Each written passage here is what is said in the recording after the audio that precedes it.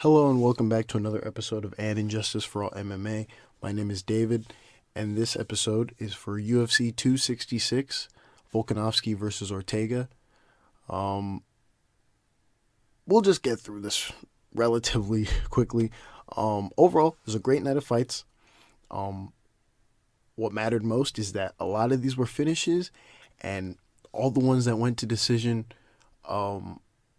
were fairly easy to score. So nothing crazy, nothing wild here. But there's some obvious house cleaning stuff that we have to do. Housekeeping, house cleaning, whatever. We have a couple honorable mentions. Some of them don't matter, some of them kind of matter.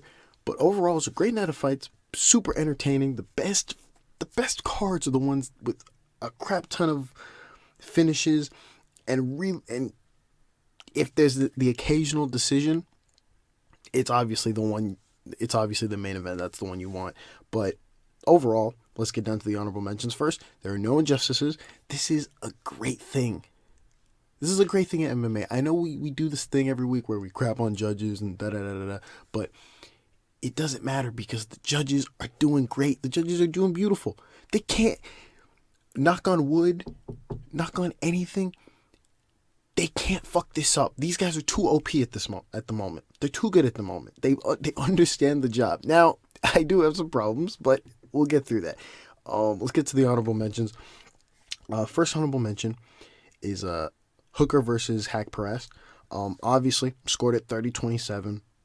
I think everyone, including Jesus, scored at 30-27. But someone had to fuck up the party. Mike Bell, Saldima, they had it 30-27, but Adelaide Bird had it 30-26. I don't know where the fuck you see the the 10-8. I looked through it. In that third round, in that third round, Hooker got a takedown with ground and pound for a long time. He had a lot of ground. He had ground and pound for about 3+ minutes. But Haqparast was fairly safe. He this wasn't like a card we'll get to, a fight we'll get to in a couple of seconds, but this was nowhere near a 10-8, and this was an unnecessary 10-8. So honorable mention for Bird on that one. Then we go to the second one. Now this is the one where we can talk about 10-8s. All right, we have Moraes versus Dvalishvili. Here's we're gonna go into this a little bit. We go into the first round, and when I scored in the first round, I thought, you know what? All the judges are going to get this right. And I was fucking wrong. Okay, I had the first round. Now, this fight ended in a TKO for Dvalishvili, right? And we'll get to that second round finish. But for the first round, I scored it a 10-9 for Dvalishvili. Okay, now here's my explanation for that first round. If I can get to my paper real quick. For that first round, okay, we'll talk about what happened on the feet. So first on the feet, Moraes was outstriking him. He was catching him. And he caught him well enough to pretty much elicit a finish. It was going to happen. The finish didn't happen. Dvalishvili got 2 takedowns, and on the final takedown, he had ground and pound that could have ended the fight. Now, listen, we've had rounds like this before. This isn't new. This isn't something brand new to where judges go, oh, and don't know what to do. We've seen rounds like this. Hell, you could argue that the third Ortega versus Volkanovsky round is similar to this. It's not exactly like this, but it's similar to this. Because in that round, it's not as though they scrambled to the bottom, and I'm skipping over to the Volkanovsky fight. It's not as though they scrambled to the bottom and Ortega got those submission attempts. No. If you remember, Volkanovsky was dropped. Let me look back at my notes just to make sure I'm not saying bullshit. Yes. So he was dropped, and then that's where those 2 submission attempts came in. But back over to the Dvalishvili fight. once they got to the ground, or excuse me, once Moraes kind of, I don't want to say Moraes tired out. Once Dvalishvili kind of got to Moraes on the fence and took him down the first time, and took him down the second time, and then that's when he ended with ground and pound to end out the first round. It's plain and obvious that that round goes to him. Now, the judges, thank God this was finished because the judges saw it otherwise, right? Again, I had it 10-9 for Dvalishvili. Mike Bill had it for Moraes, 10-9. Junichiro Kamijo had it 10-9 also. And then Tony Weeks had it the right way, which was 10-9 for Dvalishvili. I didn't like that. I'm glad this ended because if it didn't, fuck me, some who knows what would have happened.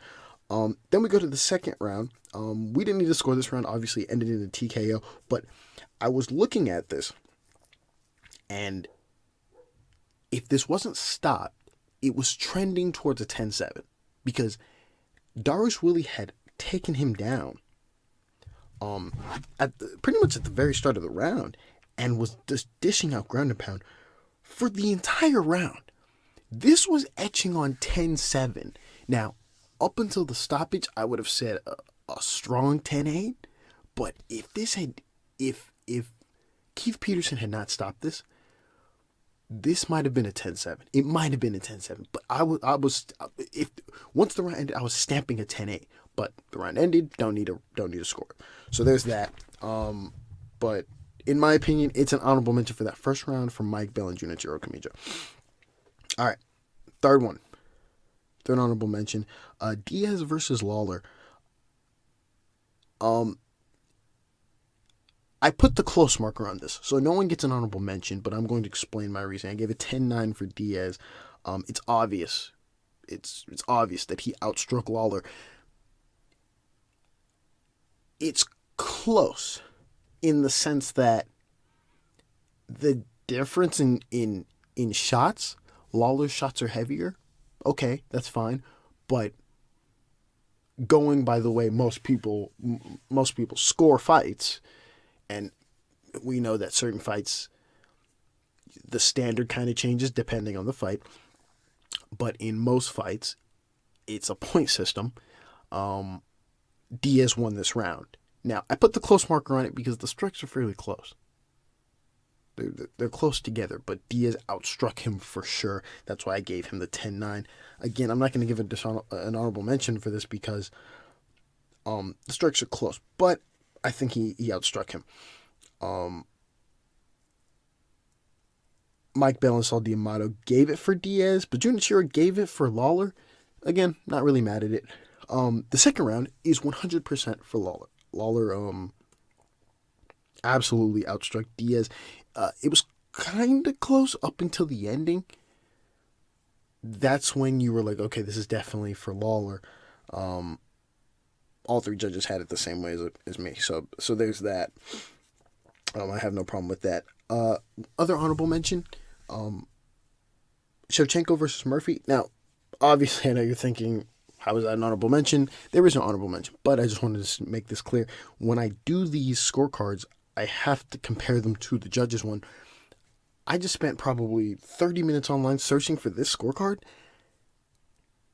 At the time of this recording, it's nowhere to be found. It's nowhere to be found. UFC News didn't post it. MMA Junkie didn't post it.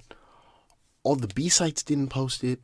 UFC.com didn't post it. Instead of the scorecard, they posted a picture of like Nick Diaz and Daniel Cormier. So I'm gonna refresh it one more time just to make sure. Just to make sure we can. No, they still have not posted it yet. Either way, I'm just gonna read my scorecard just for the record. I gave it 10-9 all 3 rounds. For the first 3 rounds for Shevchenko, and then she got the finish in the 4th round. Listen, I'm assuming everyone's scorecard said that. If not, you need help. You need help. Last but not least, we go to Volkanovski versus Ortega.